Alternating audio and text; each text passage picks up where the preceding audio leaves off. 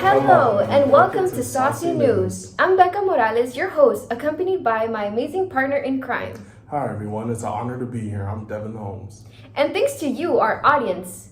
Today's news will focus on suspicious activity that has been happening around our town, Santa Carla. Yes, Becca, several people have been disappearing in the dead of night, never to be seen again. How spooky, Devin. When the victims are discovered, they are usually depleted of all their blood in their body. These attackers have yet to be identified since no security cameras have managed to obtain such image. We now go to Dr. Ralph, who's on the ground now.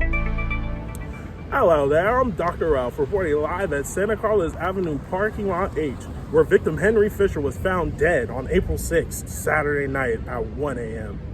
Thank you, Dr. Ralph. Would you mind providing us with updates on this investigation? 47-year-old Henry Fisher was found dead, lying on the ground with 2 holes punctured into his neck. He was known to be on duty that night. The police station mentioned that they received a complaint about rowdy teenagers, and Fisher was sent to operate on site to relieve any complaints.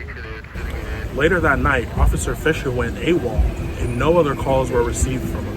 Other officers were sent to search for him, and unfortunately his entire body was found pale and depleted of blood.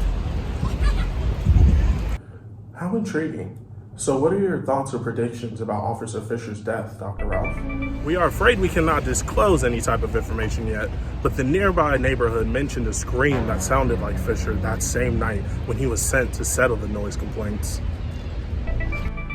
Thank you, Dr. Ralph, for coming in with that investigation report. This case is indeed frightening to think about. What are your thoughts, Devin? Well, my first thought was that it could have been that Edward boy a couple towns over with those crazy Scissorhands. Okay, let's keep it real. He's too kind to do something like this. Perhaps it might be, El Chupacabra? A renowned Latin American legend about a monster who sucks blood out of goats and even humans. A bloodsucker? Are you saying that vampires could be responsible for this strange occurrence? Nah, there's no such thing, Devin. But we are called Saucy News for a reason. We only report on hardcore, real facts.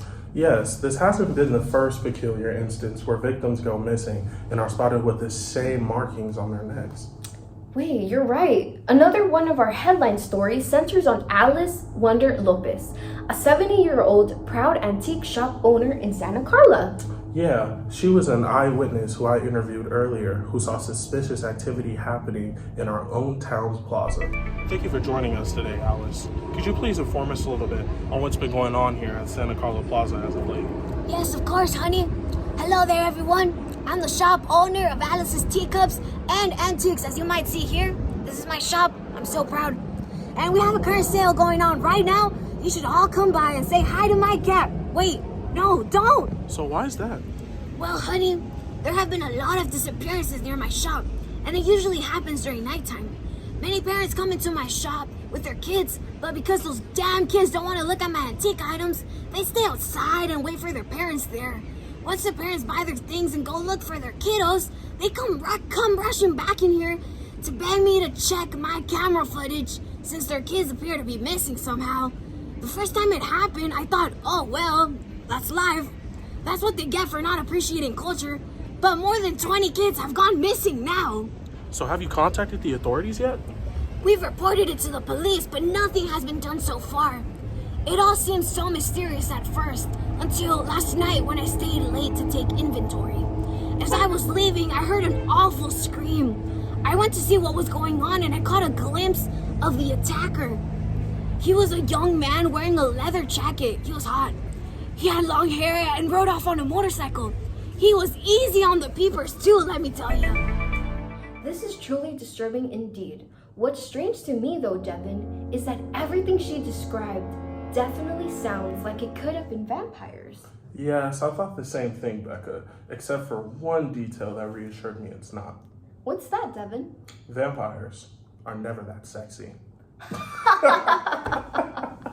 Well, that's all we have for you today, folks. I'm Becca Morales. And I'm Devean Holmes. And we'll see you soon, Santa Carla.